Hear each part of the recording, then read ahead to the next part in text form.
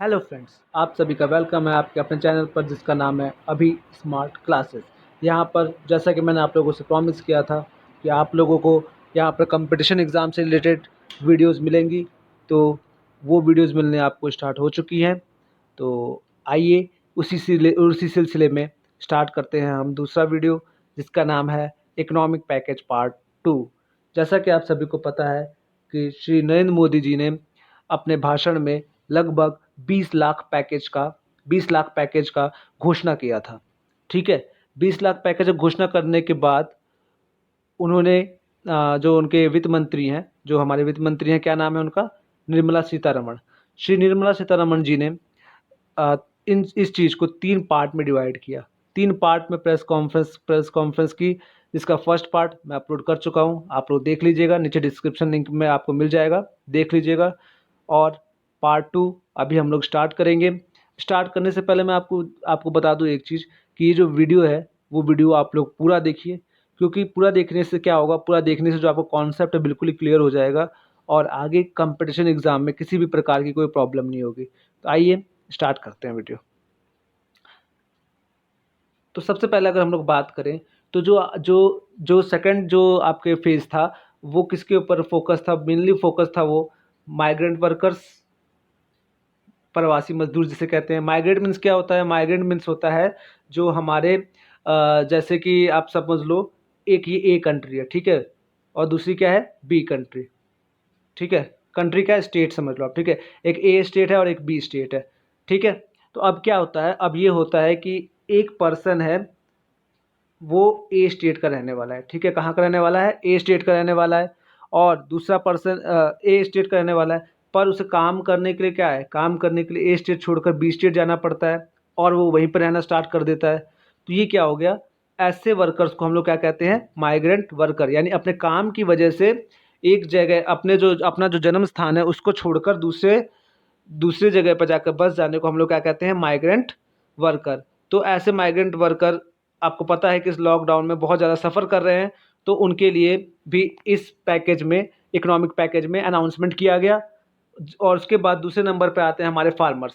आपको पता है फार्मर्स किसान को कहते हैं। किसान पर्टिकुलरली 2 टाइप के होते हैं, एक होता है रिच फार्मर और एक होता है रिच फार्मर और एक होता है पुअर फार्मर, ठीक है। जैसे रिच फार्मर की हम लोग बात करें, तो रिच फार्मर क्या होता है? रिच फार्मर वो हो गया जिसकी जो इनकम है बहुत ज़्यादा हाई होती है, जिसका प्रोडक्शन भी बहुत ज़्यादा होता है, लैंड जिसके पास बहुत, ज़मीन बहुत ज़्यादा है तो उपज बहुत अच्छी होती है। दूसरा स्मॉल फार्मर है, जो गरीब लोग हैं, गरीब फार्मर्स हैं, जिनके पास इतनी अच्छी उपज नहीं होती, क्यों? क्योंकि उनके पास इतनी ज़्यादा फैसिलिटीज़ वगैरह नहीं होती, ठीक है। तो ऐसे फार्मर्स। तीसरे, वेंडर्स। वेंडर्स कहते हैं हम उन लोगों को जो कि आपके ठेले वगैरह चलाने वाले होते हैं, रेडी वाले होते हैं, ठीक है। जो आप समझते हो ना, जो फेरी वाले वगैरह होते हैं, उनको कहते हैं वेंडर्स। और जो चौथा पॉइंट आता है वो होता है स्मॉल ट्रेडर्स, जो आपको छोटे छोटे व्यापारी लोग हैं। और उसके बाद पांचवा आता है मिडिल फैमिली। इन पांचों के बारे में डिस्कस किया गया। और श्री निर्मला सीतारमण जी ने अपने प्रेस कॉन्फ्रेंस में बोला कि लगभग हमारे इंडिया में 8 करोड़ जो है वो माइग्रेंट वर्कर यानी प्रवासी मजदूर कितने हैं? 8 करोड़। और जो किसान हैं, छोटे किसान हैं, वो कितने हैं? 5.5 करोड़। आप खुद अज्यूम कर सकते हो कितने ज़्यादा नंबर है।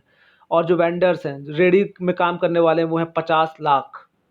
और दूसरे स्मॉल ट्रेडर्स जो हैं वो कितने हैं? 37 लाख। और जो मिडिल फैमिली वाले हैं वो कितने हैं? 2.5 लाख। तो इनके बारे में हम लोग डिस्कस करते हैं। आइए नेक्स्ट स्लाइड में। अब नेक्स्ट स्लाइड की बात करें तो हम लोग एक एक करके सारे पॉइंट को डिस्कस करते जाएंगे, जिससे जो है आपका कॉन्सेप्ट बिल्कुल ही क्लियर हो जाए और कंपटीशन एग्जाम में कोई भी दिक्कत ना हो। तो सबसे पहले माइग्रेंट वर्कर। मैंने आपको बताया माइग्रेंट किसे कहते हैं? माइग्रेंट हम उसे कहते हैं जब हम कोई भी काम करने के लिए एक जगह से दूसरी जगह पर शिफ्ट कर जाते हैं, ठीक है। तो बेसिकली माइग्रेंट वर्कर के लिए सबसे पहले क्या अनाउंस किया गया? ये अनाउंस किया गया कि free food grain for next 2 months, यानी अगले 2 महीने के लिए जो प्रवासी मजदूर लोग हैं उनको क्या है? उनको फ्री में खाना दिया जाएगा, फ्री में अनाज वगैरह दिया जाएगा, प्रोवाइड करवाया जाएगा। और बेसिकली क्यों किया गया ऐसा? क्योंकि इसके पीछे रीज़न ये है कि आपको पता है कि पूरे इंडिया में लॉकडाउन चल रहा है और जो मजदूर लोग हैं उनको मजदूरी करने का मौका तो मिल नहीं रहा है। तो इसके लिए जो उनका इनकम हो नहीं पा रहा है, इसकी वजह से उनको 2 महीने के लिए जो अनाज है वो प्रोवाइड करवाया जा रहा है बिल्कुल फ्री में। और एक चीज़ यहाँ पे ये ध्यान रखिएगा कि कोई भी मजदूर हो, चाहे उसके पास राशन कार्ड हो या ना हो, सभी के लिए ये जो अनाज है वो प्रोवाइड करवाया जाएगा। बस उसको ये अपना डिक्लेरेशन देना पड़ेगा कि वो मजदूर की कैटेगरी में आता है। और इसके लिए किसको किसको कार्यभार दिया गया है? राज्य सरकार को, कि राज्य सरकार ये निर्धारित करेगी कि हमारे जो राज्य है उसमें कितने प्रवासी मजदूर हैं, कितने माइग्रेंट वर्कर्स हैं। ठीक है।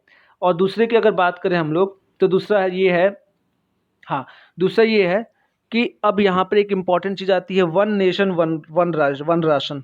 One nation one ration card. अब ये क्या है one nation one ration card?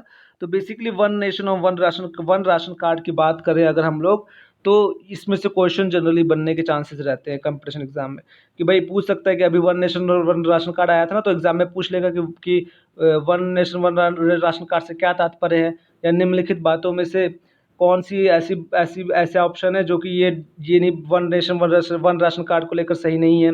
तो basically one nation one ration card क्या होता है? एक राष्ट्र और एक राशन कार्ड। अब इससे बहुत कुछ समझ में आ जाता है। अगर बात करें हम लोग, जैसे कि सपोज मैं आपको बताता हूँ, एक पर्सन है जो कि राजस्थान का है, ठीक है, और वो जाता है कहाँ पर? उत्तर प्रदेश। कहाँ जाता है? उत्तर प्रदेश। तो अब जो ये राजस्थान वाला है, इसका राशन कार्ड कहाँ का है? राजस्थान का। तो ये जो राशन कार्ड है राजस्थान का, वो यूपी में भी क्या होगा? वैलिड होगा। ठीक है। और अगर वो चाहे तो यूपी में भी रहकर, और यूपी में भी अपना जो राशन डिपो वगैरह है, वहाँ से जो अनाज वगैरह है वो राशन कार्ड की हेल्प से ले सकता है। ठीक है। इसे कहते हैं one nation one ration card, यानी एक राष्ट्र और एक राशन कार्ड। एक राशन कार्ड आपने बना लिया, वो पूरे राष्ट्र में मान्य रहेगा। ठीक है। और बेसिकली अगर बात करें तो यहाँ पर ग्रेन है, तो ग्रेन मतलब कितना दिया जाएगा, क्या क्वांटिटी रहेगी? तो उसके लिए बात करें तो 5 किलो चावल या गेहूँ, और साथ में 1 किलो चना जो है वो प्रोवाइड कराया जाएगा, चाहे वो मजदूर के पास राशन कार्ड है या नहीं है। ठीक है। और उसके अलावा ये तो हो गई एक चीज़, हमने बता दिया भाई आपको माइग्रेंट वर्कर के बारे में। अब जो दूसरी बात आती है one nation one ration card वाली बात, तो उसमें क्या है, उसमें लगभग ऐसा बोला गया है कि 20 अगस्त 2020 तक लगभग आपके 23 स्टेट्स क्या हो जाएंगे? कवर हो जाएंगे। ठीक है। तो ऐसा ही पूछ सकता है आपसे एग्जाम में कि भाई 20 अगस्त 2020 तक कितने स्टेट्स को कवर करने के लिए ऑब्जेक्टिव रखा गया था? तो आंसर क्या होगा? 23। दो क्वेश्चन बताए मैंने। One nation one ration card क्या होता है? नंबर 1, जो कि पूरे पूरे नेशन में वैलिड होगा। नंबर 2, कितने स्टेट्स हैं? 23 स्टेट्स। ठीक है। और तीसरी बात इसमें ये बोली गई कि जो भी वर्कर्स हैं, माइग्रेंट वर्कर्स हैं, उनको पीएमएवाई के अंडर में, पीएमएवाई स्कीम के अंडर में उनको कम किराए पर घर उपलब्ध करवाया जाएगा। यानी ऐसे घर उपलब्ध करवाए जाएंगे जो कि कम किराए पर अवेलेबल हो। पीएमएवाई क्या है? प्रधानमंत्री आवास योजना। प्रधानमंत्री आवास योजना ये एक नरेंद्र मोदी जी की स्कीम है। अगर आप लोग चाहते हो कि इसके बारे में मैं वीडियो बनाऊं, डिटेल में वीडियो बनाऊं प्रधानमंत्री आवास योजना के बारे में और अलग अलग स्कीम्स के बारे में, तो आप नीचे मुझे कमेंट सेक्शन में बता देना, और अगर आप लोग बोलोगे तो मैं वीडियो बना दूंगा। ठीक है। क्योंकि इसके ऊपर भी क्वेश्चन चांसेस रहते हैं। देखो एग्जामिनर का माइंडसेट क्या होता है कि वो देखता है कि भाई न्यूज़पेपर में कौन कौन चीज़ें आए, तो वो न्यूज़ के हिसाब से नहीं बनाता है, वो न्यूज़ के अंदर का जो मैटर रहता है ना उसके हिसाब से बनाता है, कि न्यूज़ में कोई स्कीम आ गई तो उसको स्कीम से रिलेटेड बना दिया भाई। ठीक है। तो इसीलिए ये बहुत ज़्यादा इंपॉर्टेंट हो जाता है। चलो अब आगे देखते हैं क्या है। अब आगे जो है नेक्स्ट है हमारा मुद्रा शिशु लोन। अब ये क्या है, ये चीज़ ध्यान से आप लोग सुनना। देखो मुद्रा शिशु लोन की अगर बात करूँ मैं बेसिकली, तो मुद्रा जो है क्या होता है, मुद्रा का फुल फॉर्म क्या होता है? माइक्रो, एम फॉर हो गया माइक्रो, एम से क्या हो गया? माइक्रो, जिसको हम लोग सूक्ष्म या लघु भी कहते हैं। ठीक है। यूनिट, जिसको हम लोग कहते हैं इकाई, लघु इकाई। ठीक है। और डी फॉर क्या हो गया? डी फॉर हो गया डेवलपमेंट, डेवलपमेंट, डी से क्या हो गया? डेवलपमेंट। और आर से क्या हो गया? रिफाइनेंस, क्या हो गया? Refinance, refinance. और ए से क्या हो गया? एजेंसी। यानी सिंपल सी बात करें तो micro, unit, development, refinery, agency, sorry refinance, agency.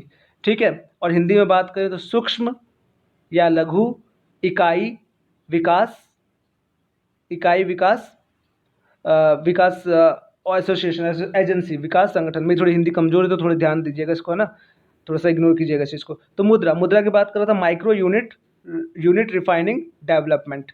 अब बेसिकली क्या हुआ, अब इसमें जो मुद्रा है, मुद्रा का फुल फॉर्म तो मैंने बता दिया, पर यदि आपसे कई बार फुल फॉर्म भी पूछता है कि भाई फुल फॉर्म बता दो कि what is the full form of मुद्रा, और 4 ऑप्शन दे दिए, 4 में से जो करेक्ट ऑप्शन होगा वो आपको सेलेक्ट करना पड़ेगा। तो क्या होगा, micro unit development refinance agency. अच्छा, अब इसमें क्या हुआ, इसमें बेसिकली इसका काम क्या है, इस मुद्रा का काम क्या है। मुद्रा बेसिकली आपके काम करती है ऐसे लोगों को लोन प्रोवाइड करवाने का जो कि अपना जो कंपनी है, अपना बिजनेस है, उसको स्टार्ट करने जाते हैं। यानी कि ऐसे लोग जो कि अपने कंपनी, अपनी फैक्ट्री को स्टार्टअप देना चाहते हैं, उनको ये मुद्रा जो है वो लोन प्रोवाइड करवाया जाता है। मुद्रा स्कीम के अंतर्गत लोन प्रोवाइड करवाया जाता है। हम लोग कहते हैं इंटरप्रेन्योर जो होते हैं उनको मुद्रा लोन जो होता है वो स्कीम प्रोवाइड कराने का काम करता है। बात समझ में आई यहाँ तक? चलो अब आगे देखो क्या होता है। It provides loan to entrepreneur, ठीक है। और बेसिकली जो मुद्रा है, मुद्रा 3 टाइप के लोन प्रोवाइड करवाती है। कितने टाइप के? 3 टाइप के। एक तो मैंने लिखा है यहाँ पर शिशु, एक हो गया शिशु, शिशु मीन्स होता है छोटा, है ना। एक हो गया किशोर और एक हो गया तरुण। इसको याद कर सकते हो आप किससे? शिकु तरु, ठीक है, शिकु तरु या एसकेटी, शिशु, किशोर, तरुण। शिशु लोन हम कितने लोन कहते हैं? शिशु लोन कहते हैं यदि कोई पर्सन 50,000 तक का लोन लेता है, 50,000 तक का, तो उसे हम लोग क्या कहेंगे? शिशु लोन। यदि कोई पर्सन 50,000 से 5 लाख के बीच में लेता है तो उसे हम लोग कहेंगे किशोर। और यदि 5 लाख से 10 लाख के बीच में लेता है तो तरुण, ठीक है। 50,000 तक का शिशु, 50,000 से 5 लाख किशोर और 5 लाख से 10 लाख तरुण, ठीक है। तो बेसिकली जो ये मुद्रा शिशु लोन के लिए जो भी आपको अभी सुविधाएं दी गई हैं, जो भी रिलीफ दिया गया है, वो किसके लिए है? शिशु लोन के लिए केवल, ठीक है। और शिशु लोन कितने तक का होता है? 50,000 तक का। यानी कि एक फंडा क्लियर हो गया कि भाई जो पैकेज है वो कितने कितने कितने रुपए के लोन तक के लिए दिया गया है? 50,000 तक के लिए, ठीक है। तो बेसिकली क्या हुआ, जब फाइनेंस मिनिस्टर है उन्होंने डिक्लेयर किया कि जो भी पर्सन 50,000 तक का लोन लेता है मुद्रा स्कीम के अंडर में, मुद्रा स्कीम के अंडर में जो भी शिशु लोन लेता है उसको 2% जो इंटरेस्ट है वो क्या है, अब कम देना पड़ेगा। ये चीज़ ध्यान देना, कम देना पड़ेगा। और कितने के लिए? 50,000 के लिए केवल जो 50,000 तक का लोन लिया है। 50 ज़्यादा लोन लिया तो नहीं हो पाएगा, 1 रुपया भी ज़्यादा लिया तो नहीं हो पाएगा, ठीक है। 50,000 तक का अगर लोन लिया है मुद्रा स्कीम के अंडर में तो उसे 2% इंटरेस्ट जो है वो क्या मिलेगा? कम मिलेगा, ठीक है। और बेसिकली दूसरी अगर बात करें तो इस स्कीम के अंदर, इस स्कीम के अंदर, हालांकि ये तो इंपॉर्टेंट नहीं है पर फिर भी मैं आप लोगों को बता देता हूँ कि ये जो लोन है, ये लोन कितने टाइम के लिए मिलेगा? 12 मंथ के लिए, 1 साल के लिए, ठीक है। और अंडर दिस स्कीम लगभग आपके 3 करोड़ लोगों को फ़ायदा होगा, ठीक है। और जिसके लिए गवर्नमेंट कितने रुपए इन्वेस्ट करेगी? 1500 करोड़ रुपए। ये कोई मामूली रकम नहीं होती, 1500 करोड़ रुपए, ठीक है। तो इसमें एक चीज़ आप याद रखना, मुद्रा क्या होता है, ठीक है। कितने टाइप के स्कीम होते हैं? 3, शिशु, तरुण और किशोर। शिशु, किशोर और तरुण क्या क्या है, उसकी क्राइटेरिया रहती है, कितना % कम करने के लिए बोला गया है, ठीक है। ये चीज़ें याद रखना, कोई दिक्कत नहीं आएगी इसमें। चलो अब आगे देखो। अब आगे जो आता है हमारा नेक्स्ट, वो आता है स्ट्रीट वेंडर्स। अब क्या होता है स्ट्रीट वेंडर्स? इस चीज़ को ध्यान सुनो। देखो स्ट्रीट वेंडर्स हम लोग कहते हैं, मैंने आपको पहले बताया था, जो आपके ठेले पे काम करने वाले हैं, जो रेली वगैरह हैं, है ना, रेडी वगैरह चलाते हैं, या फेरी वाले, ठीक है। हाँ, तो बेसिकली क्या है, फाइनेंस मिनिस्टर ने उनके लिए क्या है, उनके लिए लगभग 50,000 करोड़ का लोन का अनाउंसमेंट किया है। 50,000 करोड़ लोन का मतलब क्या हुआ कि बेसिकली कोई भी ऐसा वेंडर या ऐसा पर्सन जो कि अपना ठेला वगैरह चलाता है, रेडी चलाता है, वो 10,000 तक के लोन के लिए अप्लाई कर सकता है। यानी उसको जो 10,000 का लोन है वो क्या है, बिना किसी इंटरेस्ट के उसको दिया जाएगा। और उसको जो भी इंटरेस्ट होगा वो कौन उठाएगा? गवर्नमेंट। यानी 10,000 तक का लोन उसे फ्री में मिलेगा, ठीक है, नंबर 1। नंबर 2, ये बोला गया कि यदि वो ऑनलाइन पेमेंट करता है, डिजिटल पेमेंट करता है, यानी फ़ोनपे वगैरह हो गया, पेटीएम वगैरह हो गया, उससे यदि वो मनी ट्रांसफ़र करता है, मनी का लेन देन करता है, तो उसको प्राइजेस वगैरह भी दिया जाएगा। और प्राइजेस में क्या इंक्लूड है? एक तो कैशबैक होता ही होता है। कैशबैक के अलावा ये भी हो सकता है कि जो उसका इंटरेस्ट है, जो कि पहले 2% इंटरेस्ट बिल्कुल भी 0% हो रहा है, उसको क्या हो, उसको आगे के लिए भी जो लोन ले उसके लिए भी इंटरेस्ट माफ़ किया जा सकता है। पर ये कब होगा? जब वो डिजिटल पेमेंट करेगा, ठीक है। अब आगे यहाँ पे 2 चीज़ मैं कवर कर रहा हूँ, small farmers and housing sector, ठीक है। बेसिकली आपको पता है कि स्मॉल फार्मर्स के रिफॉर्मेशन के लिए या उनकी भलाई के लिए एक योजना चलाई गई थी जिसे कहते हैं किसान क्रेडिट कार्ड, केसीसी। किसान क्रेडिट कार्ड क्या है? किसान क्रेडिट कार्ड बेसिकली एक क्रेडिट कार्ड है जिसके थ्रू जो फार्मर्स वगैरह हैं उनको इजीली लोन मिल सकता है। तो ये बोला गया कि लगभग जो किसान क्रेडिट कार्ड है उसके थ्रू गवर्नमेंट जो है लगभग 2 लाख करोड़ का लोन दिलवाएगी। कितने फार्मर्स को? 2.5 करोड़ फार्मर को, ठीक है, 2.5 करोड़ स्मॉल फार्मर्स को लगभग 2 लाख करोड़ का लोन प्रोवाइड कराएगी। और इसके अलावा जो नाबार्ड है, नाबार्ड क्या होता है इसके बारे में भी यदि आप लोग चाहते हो डिटेल में तो आप मुझे नीचे ऑप्शन में बता देना। जो भी आपको कोई डाउट होता है आप नीचे सीधा ऑप्शन में जाकर बता दो, मैं आपको क्लियर कर दूंगा वहीं पर, ठीक है। या अगर आपको वीडियो अलग से चाहिए तो आप बोल देना, आप नीचे नीचे लिख देना कि सर इसका वीडियो चाहिए, मैं तुरंत बना दूंगा, ठीक है। तो लगभग नाबार्ड जो है, नाबार्ड का जो फंड, टोटल फंड है उसमें से 30,000 का जो फंड है, 30,000 जो फंड है वो क्या है? वो स्मॉल फार्मर्स को दिया जाएगा, यानी स्मॉल फार्मर्स की भलाई के लिए काम किया जाएगा लगभग 30,000 रुपये में। और उसके बाद एक स्कीम है जिसका नाम है CLSC, credit linked subsidy scheme, ठीक है। इसके बारे में भी बताऊंगा अभी क्या होता है, ठीक है। तो सबसे पहले सुन लो, क्रेडिट लिंक सब्सिडी स्कीम जो है उसको क्या है, उसको 31 मार्च 2021 तक उसकी वैलिडिटी जो है एक्सटेंड कर दी गई है, ठीक है। पहले इसका जो वैलिडिटी थी वो मार्च 2020 में क्या हो गई थी, खत्म हो गई थी, जिसको बढ़ाकर 31 मार्च 2021 तक कर दिया गया। ऐसा क्यों किया गया? बेसिकली अब देखो मैं काम किसी बताता हूँ। CLSS इसका फुल फॉर्म होता है क्रेडिट लिंक्ड सब्सिडी स्कीम, बता ही दिया मैंने, ठीक है। और बेसिकली ये क्या है? ये एक बेसिक गवर्नमेंट का जो स्कीम है जिसका नाम है PMAY। क्या नाम है? PMAY, प्रधानमंत्री आवास योजना। प्रधानमंत्री आवास योजना के तहत ही ये स्कीम लाई गई है। और इस स्कीम के तहत जो भी आपके मिडिल लोग होते हैं, मिडिल क्लास के लोग होते हैं या लोअर क्लास के लोग होते हैं, और यदि वो अपना घर खरीदना चाहते हैं तो उनकी जो EMI होती है वो EMI में लगभग 2,000 रुपये की जो है कटौती, यानी 2,000 रुपये कम EMI में उनको घर जो है वो इजीली मिल सकता है, यानी कम EMI पर उनको घर इजीली मिल सकता है, सिंपल सी बात कहें तो, ठीक है। और बेसिकली इस स्कीम के तहत लेस इंटरेस्ट, मैंने बताया कि लेस इंटरेस्ट लेना पड़ता है। और लगभग 2.5 लाख फैमिली जो है जिनकी इनकम पर एनम यानी एक साल में 6 से 18 लाख तक, एक साल में 6 से 18 लाख तक या उससे कम है, वही फैमिली क्या है, वही फैमिली इस स्कीम को ले पाएगी, नंबर 1। और नंबर 2 जो है इसकी स्कीम को अब क्या कर देगा, 31 मार्च 2021 तक बढ़ा देगा, यानी आने वाले लगभग एक साल तक आप कम EMI पर घर वगैरह ले सकते हो। पर शर्त क्या है? 6 से 18 लाख की आपकी जो है पर एनम इनकम होनी चाहिए, ठीक है। तो आप कम रेट पर भी, कम EMI पर भी आप घर ले सकते हो, ठीक है। प्रधानमंत्री आवास योजना, इसलिए मैंने बोला कि ये बहुत इंपॉर्टेंट है प्रधानमंत्री आवास योजना, इसके ऊपर क्वेश्चन पक्का बनेगा एग्जाम में, ठीक है। तो ध्यान देना इस चीज़ को। अच्छा, अब नेक्स्ट आता है हमारा एम्प्लॉयमेंट फॉर ट्राइबल पीपल्स। अब बेसिकली क्या हुआ, अब दूसरी बात की गई ट्राइबल पीपल के रोजगार के लिए। भाई ये क्यों? देखो क्या हुआ, बेसिकली आपको पता है कि अभी जो लॉकडाउन चल रहा है उसकी वजह से जो लॉकडाउन चल रहा है उसकी वजह से जो छोटे काम करने वाले लोग थे, जो आपके गरीब लोग थे, उनके साथ क्या हुआ, उनके साथ बहुत ज़्यादा कह सकते हो आर्थिक संकट झेलना पड़ रहा है। इसके लिए गवर्नमेंट ने कुछ अनाउंसमेंट किए हैं, तो आइए देखते हैं। सबसे पहला, कैंपा में से 6,000 करोड़ का फंड दिया जाएगा। अब ये कैंपा क्या होता है इस चीज़ के बारे में बताऊंगा, पहले ये चीज़ सुन लो। कैंपा का जो टोटल फंड है उसमें से कितना दिया जाएगा? 6,000 करोड़। कैंपा क्या होता है? कैंपा का बेसिकली फुल फॉर्म होता है, कैंपा का फुल फॉर्म होता है compensatory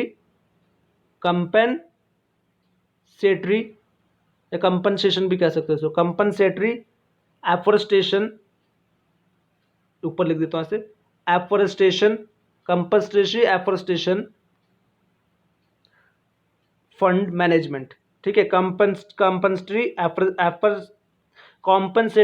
afforestation management and planning authority, compensatory afforestation fund management and planning authority, ठीक है। और ये बेसिकली कब लागू की गई थी? 2006 में लागू की गई थी। और इस स्कीम को लागू करने के पीछे जो आपका मुख्य उद्देश्य था वो ये उद्देश्य था कि कई बार क्या होता है, कई बार देखते हैं हम लोग जो जंगल वगैरह होते हैं उसमें क्या होते हैं, उसमें आग वगैरह लग जाती है, उसके जो पेड़ पौधे होते हैं वो काफ़ी ज़्यादा जल जाते हैं, जानवर ख़त्म हो जाते हैं, जानवर मर जाते हैं। तो उनके रख रखाव के लिए, उनके संरक्षण के लिए, उनको कंजर्वेशन के लिए क्या होता है, जो स्टेट गवर्नमेंट होती है उसको फंड की ज़रूरत पड़ती है। तो इस एक्ट के तहत, कैंपा एक्ट के तहत ये ये फिक्स कर दिया गया कि भाई इतना रेशियो जो है वो क्या है, वो स्टेट गवर्नमेंट को दिया जाएगा। ठीक है, कैंपा को एक बार मैं हिंदी में बता देता हूँ कि हिंदी में क्या कहते हैं। ठीक है, हिंदी में कहते हैं प्रतिपूरक वनीकरण कोष अधिनियम, प्रतिपूरक वनीकरण कोष अधिनियम। और इंग्लिश में मैंने बताया है compensatory afforestation fund management and planning authority. ये कब लागू की गई? 2006 में। किस लिए? फॉरेस्ट वगैरह की देखभाल के लिए और फॉरेस्ट के जो जंगल वगैरह पेड़ पौधे वगैरह उनके रख रखाव के लिए। तो बेसिकली क्या होगा, अब जब ये कैंपा जो है वो 600 करोड़ का फंड देगी, तो इससे जो ट्राइबल लोग हैं, जो जंगल में जो रहने वाले लोग हैं, जंगल के जो आदिवासी लोग हैं, उनको क्या होगा, उनको यहाँ से एम्प्लॉयमेंट मिलेगा। 600 करोड़ रुपए का जब दे रहे तो भाई वो क्या करेंगे, वो रुपए तो खाएंगे नहीं, तो रुपए लेंगे तो कुछ ना कुछ रोजगार वगैरह करेंगे। और बेसिकली वो लोग रोजगार किस रिलेटेड कर सकते हैं? Forest management, soil management, forest conservation, इन सब चीज़ों को वो लोग ट्राइबल पीपल जो है वो इजिली कर सकते हैं। तो उम्मीद है यहाँ तक समझ में आ गया। तो कैंपा को याद रखिएगा, कैंपा से रिलेटेड क्वेश्चन आ सकता है। मैंने दो चीज़ें बताई, कैंपा एक PMAY प्रधानमंत्री आवास योजना और कैंपा, और तीसरा मुद्रा लोन। इन तीन के ऊपर तो क्वेश्चन आपका बनेगा, तो इसलिए आप लोग इसको रट के चले जाना किसी भी एग्जाम में। अभी कोई भी एग्जाम हो उसमें आप रट के चले जाना इस चीज़ को। ठीक है, चलो अब आगे देखो। तो अब आगे लास्ट हम कंक्लूजन करते हैं इसका कि टोटल जो है आज कितने करोड़ के पैकेज का अनाउंसमेंट किया गया? 9 करोड़ के। ठीक है, 9 करोड़ के पैकेज का अनाउंसमेंट किया गया, जिसमें से शिशु लोन मुद्रा को 1 करोड़, हाउसिंग को 1 करोड़, जो छोटे फार्मर्स थे उनको 2 करोड़, और एम्प्लॉयमेंट जनरेशन के लिए 1 करोड़, और जो आपके स्ट्रीट वेंडर्स थे उनको 1 करोड़, और जो माइग्रेंट वर्कर्स थे उनको 3 करोड़। तो बेसिकली अगर हम लोग बात करें तो आज का जो परसों की जो प्रेस कॉन्फ्रेंस हुई थी उसमें स्मॉल फार्मर्स और माइग्रेंट वर्कर्स, इन दोनों के ऊपर ज़्यादा फोकस किया गया। इनको 2 करोड़ और ये माइग्रेंट वर्कर को 3 करोड़, तो लगभग टोटल कितना हो गया? 9 करोड़ हो गया। ठीक है, उनके ऊपर ज़्यादा फोकस किया गया क्योंकि आज ज़रूरत भी है उनके ऊपर फोकस करने की, क्योंकि आप लोग आए दिन न्यूज़ में सुनते होंगे कि प्रवासी मजदूर लोग हैं जो बेचारे वो अपने घर छोड़कर जाने के लिए मजबूर है, जहाँ पर वो सालों तक रहते आए हैं, काम करते हैं, उनको मजबूर होकर जो है अपना शहर छोड़कर जाना पड़ रहा है ना, दूसरी जगहों पर जाना पड़ रहा है। कई लोग तो पैदल ही पैदल जा रहे हैं, तो बेचारे जो उनकी हालत है वो बहुत ज़्यादा ख़राब हो चुकी है। तो ऐसे में गवर्नमेंट के लिए ये बहुत अच्छी चीज़ है कि गवर्नमेंट जो है इस चीज़ को उनके ऊपर ध्यान दे और उनके जो सिचुएशन है उसको सुधारने में हेल्प करे।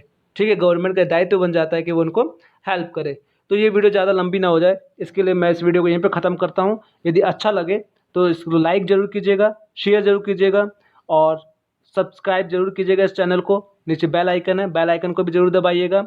और प्रीवियस वीडियो देखने के लिए नीचे मैं डिस्क्रिप्शन में नीचे आपको वीडियो लिंक दे दूंगा, उस लिंक को देख लीजिएगा, आपको मिल जाएगा। और मैं आपको बता दूं फ्रेंड्स कि ये देखो ये क्या है, ये थोड़ा सा नया चैनल है, इसे थोड़ा सा इक्विपमेंट की कमी की वजह से थोड़ा सा आपको लग रहा होगा कि आवाज़ कम आ रही है, ज़्यादा है, तो थोड़ा एडजस्ट कर लीजिएगा। पर आपको लॉकडाउन जैसे ख़त्म होता है वैसे ही आपको बहुत अच्छी वीडियो मिलने वाली है यहाँ पर। और अभी तक के लिए ऐसी ही इसी में आपको बहुत अच्छी वीडियो मिलेंगी। कंपटीशन एग्जाम से रिलेटेड अपडेट आपको लगातार मिलता रहेगा। तो इससे जुड़ने के लिए आप सब्सक्राइब कीजिएगा, बेल आइकन दबाइएगा, लाइक जरूर कीजिएगा और यदि अच्छा लगे तो शेयर भी कीजिएगा और नीचे कमेंट सेक्शन में जरूर बताइएगा कि आपको वीडियो कैसा लगा। ठीक है, तो मिलते हैं आपको नेक्स्ट वीडियो में पार्ट 3 के बारे में, जिसका कल अनाउंसमेंट हुआ था, उसका भी वीडियो मैं आज अपलोड कर दूंगा, तो देख लीजिएगा। Thank you so much. ऐसे प्यार बनाए रखिएगा, सब्सक्राइब कीजिएगा और बेल आइकन जरूर दबाइएगा। Thank you so much. सच्चियां मोहब्बत